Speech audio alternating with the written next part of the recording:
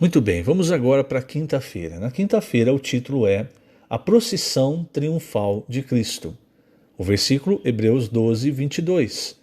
Tendes chegado ao monte Sião e à cidade do Deus vivo, a Jerusalém celestial e a incontáveis hostes de anjos e a universal assembleia. Muito bem, vamos continuar então falando sobre essa procissão triunfal. Eu quero ler aqui na página 33 o primeiro parágrafo. Ele compara essa procissão com a arca, quando a arca era levada pelo povo de Israel. Então, página 33, primeiro parágrafo diz: a graça também está presente na procissão triunfal de Cristo. Vejamos essa figura à luz de Êxodo.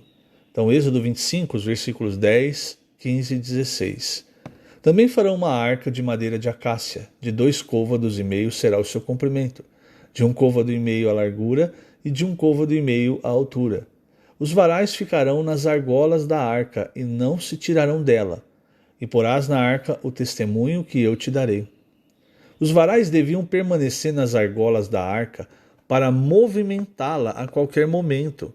Assim também deve ser o mover de Deus hoje, porque a graça precisa fluir para todos os cantos da terra.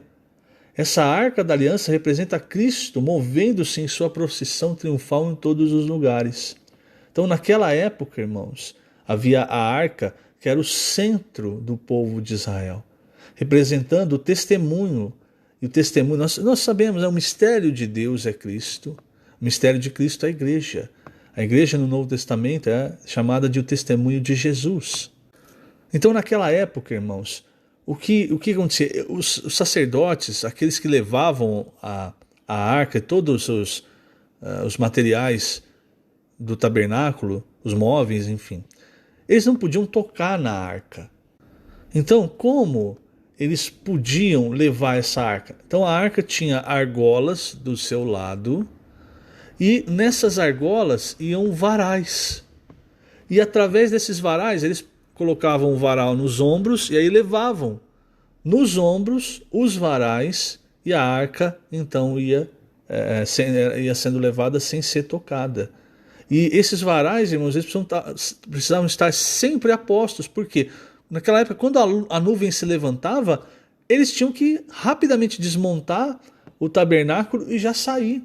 E quando a nuvem ficava parada, aí eles montavam o tabernáculo. Podia demorar dias, podia demorar horas. Então, talvez eles acabassem de montar o tabernáculo, a nuvem levantava, vamos embora. Então, ali, irmãos, a qualquer momento eles estavam preparados, caso o Senhor desse a direção para que eles se movessem. Assim também nós, irmãos. Nós, o povo de Deus, nós precisamos ter a direção de Deus. Para onde nos mover. O Senhor não nos chamou apenas para adorá-lo, apenas para louvá-lo, para adorá-lo enquanto nós estamos reunidos juntos, o que é muito importante, é muito necessário. Mas não é apenas isso. Há uma procissão triunfal. Há um caminho que o Senhor, uma direção que o Senhor está levando o seu povo. E nessa direção, irmãos, nós precisamos pregar o Evangelho. Precisamos levar esse bom perfume a todas as pessoas.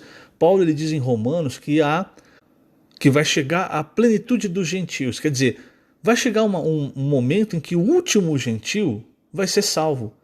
Nesse momento, irmãos, Deus atingiu o objetivo dele. Aí vem o final dos tempos, grande tribulação e etc. Então, é aí que a procissão de Cristo, entre aspas, termina e vem a parousia do Senhor. Não vou entrar em detalhes sobre isso hoje.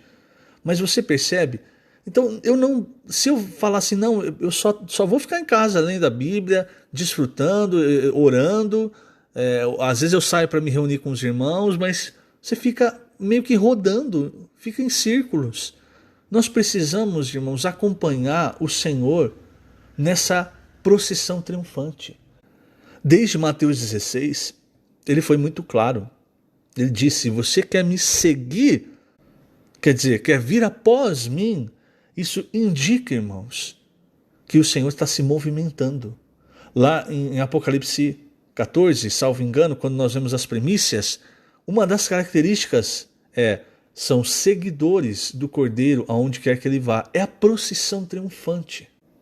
E sobre essa procissão triunfante, eu quero ler o Salmo 68. Então, meu tempo já está esgotando, mas eu quero ler esse salmo e vou ler inteiro. Levanta-se Deus, dispersam-se os seus inimigos, de sua presença fogem os que o aborrecem. Sabe, irmãos, isso é um sentimento. Se nós não seguimos o Senhor, todas as coisas, elas ainda ficam nos aborrecendo. Os inimigos ficam ao nosso redor. É como se nós tivéssemos parado. Veja a experiência do povo de Israel quando eles ficaram uns 40 anos caminhando no deserto. No final foi a morte, irmãos. Nós precisamos seguir o Senhor, porque o Senhor, quando ele se levanta, quando nós seguimos o Senhor nessa procissão, todos os inimigos, irmãos, eles se dispersam. Quando nós estamos na presença do Senhor, seguindo o Senhor, esses inimigos, essas coisas que nos aborrecem, irmãos, elas não conseguem acompanhar. Versículo 2. Como se dissipa a fumaça, assim tu o dispersas. Como se derrete a cera ante o fogo, assim a presença de Deus perecem os iníquos.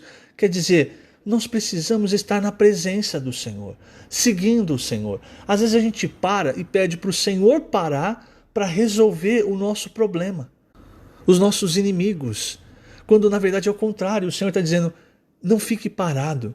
Se você me seguir, os inimigos vão se dispersar como se derrete a cera ante o fogo. Esteja na minha presença, como ele disse para Abraão, anda na minha presença, Abraão, e você vai ser perfeito. Não fique parado olhando para as suas coisas, para os seus problemas, porque aí vai amontoar de inimigo, vai amontoar de problema. Levante-se e siga o Senhor na procissão triunfante. Versículo 3. Os justos, porém, se regozijam, exultam na presença de Deus e folgam de alegria. O que é isso? É o cheiro de vida para a vida. Quando um justo encontra essa procissão triunfante, encontra alguém que está exalando o bom perfume de Cristo, ele exulta, ele folga de alegria, ele se rende, irmãos. Cantai, versículo 4, cantai a Deus, salmodiai o seu nome, exaltai o que cavalga sobre as nuvens. Senhor é o seu nome, exultai diante dele. Você está percebendo? O Senhor está em movimento aqui. Por quê? Porque ele está nos guiando, irmãos, para o reino nessa procissão triunfante. Pai dos órfãos, juiz das viúvas, é Deus em sua santa morada. Deus faz que o solitário more em família. Tira os cativos para a prosperidade. Olha, irmão, somos nós. Só os rebeldes habitam em terra estéril. Quer dizer, aqueles que não se renderam. Esses irmãos que não se renderam até o fim, eles vão experimentar a morte para a morte. E o final é o lago do fogo. Mas veja, mesmo aquele que é solitário, Deus faz habitar em família, é a família de Deus, como nós vemos em Paulo falando em Efésios 2. Ao saíres, ó Deus, à frente do teu povo, ao avançares pelo deserto, tremeu a terra. Também os céus gotejaram a presença de Deus. O próprio Sinai se abalou na presença de Deus, do Deus de Israel. Copiosa chuva derramaste, ó Deus, para a tua herança. Quando já ela estava exausta, tu a restabeleceste. Puxa, irmãos, esse versículo é cheio de significado espiritual, não é? Nós falamos pouco tempo atrás sobre o Senhor derramando a graça como a chuva, não é? Como lá em Isaías 55 fala da palavra de Deus e a graça vem através da palavra de Deus. Você não separa o Senhor da graça. A palavra do Senhor, a palavra da graça, isso vem, irmãos, quando nós falamos da graça, nós falamos de tudo isso. Copiosa chuva derramaste, ó Deus, para a tua herança. O que Paulo fala em Efésios? Que nós somos a herança de Deus e Deus é a nossa herança. Quando já ela estava exausta, tu a restabeleceste. Aí habitou a tua grei Em tua bondade, ó Deus, fizeste provisão para os necessitados. O Senhor deu a palavra. Grande é a falange das mensageiras das boas novas. O que é isso? É aqueles que vão exalar, os cativos que vão exalar o bom perfume de Cristo. Esse bom perfume, para muitos, vão ser as boas novas. Eu não tenho mais tempo, irmãos, então eu vou ler. Reis de exércitos fogem e fogem. A dona de casa reparte os despojos. Porque repousais entre as cercas dos apriscos? As asas da pomba são cobertas de prata, cujas penas maiores têm o brilho flavo do ouro. Prata, irmãos, ela representa na Bíblia a redenção de Cristo. Tem muita riqueza nesse salmo, irmãos. Era para a gente considerar passo a passo, versículo por versículo. Vamos seguir. Quando o Todo-Poderoso ali dispersa os reis, cai neve sobre o monte Zalmon. O monte de Deus é Bazã. Serra de elevações é o monte de Bazã. Porque olhais com inveja aos montes elevados, o monte que Deus escolheu para sua habitação, o Senhor habitará nele para sempre. Os carros de Deus são 20.000, sim, milhares de milhares. No meio deles está o Senhor. O Sinai tornou-se em santuário. Agora é a citação que Paulo fez em Efésios. Subiste às alturas, levaste cativo o cativeiro, recebestes homens por dádivas, até mesmo rebeldes, para que o Senhor Deus habite no meio deles. Eu vou parar por aqui, mas não vai dar tempo de ler todo o salmo, mas faça isso, leia esse salmo, desfrute, ore e leia, você vai encontrar muitas riquezas. O dia de hoje está muito rico no alimento diário. Quando ele fala assim, subiste às alturas, levaste cativo o cativeiro, nós já explicamos. Recebestes homens por dádivas, lá em Efésios, lá no versículo 8, no final, tá? Concedeu dons aos homens. Então parece que está falando que foi aí que Deus concedeu dons aos homens, mas a tradução está errada. A tradução é próxima a essa tradução do Salmo. Quando ele fala, recebestes homens por dádivas, ali ele quer dizer, concedeu homens dons. O que quer dizer que nós vamos ver mais à frente? Que para a edificação do corpo de Cristo, Deus concedeu homens dons, homens dotados de dons, nos quais Deus acrescentaria muita graça para que eles ajudassem a igreja a entender o propósito de Deus, a entender o falar de Deus, o caminho, a direção, essa procissão triunfante. Veja que ele fala até mesmo rebeldes. Um grande exemplo é o apóstolo Paulo. O apóstolo Paulo foi um homem dom, concedido por Deus à sua igreja. Por meio do apóstolo Paulo, e ele dá testemunho em 1 Coríntios 15, ele fala, não eu, mas a graça de Deus, porque afinal de contas é isso, é o que nós falamos, é o exercício do dom e receber a graça. Então, através dele, irmão, nós temos a revelação praticamente quase inteira do Novo Testamento.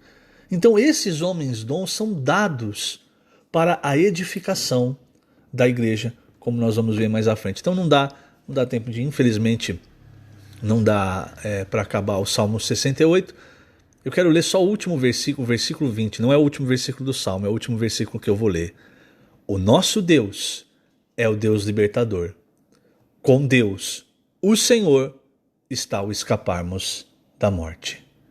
Que o Senhor te abençoe grandemente nesse dia. Lembrando, nós estamos colocando essas gravações agora no YouTube da Igreja em Ribeirão. Você vai lá, entra, digita a Igreja que está em Ribeirão Preto, na parte de vídeos. É ali que ficam agora essas gravações. Que o Senhor te abençoe grandemente. Jesus é o Senhor.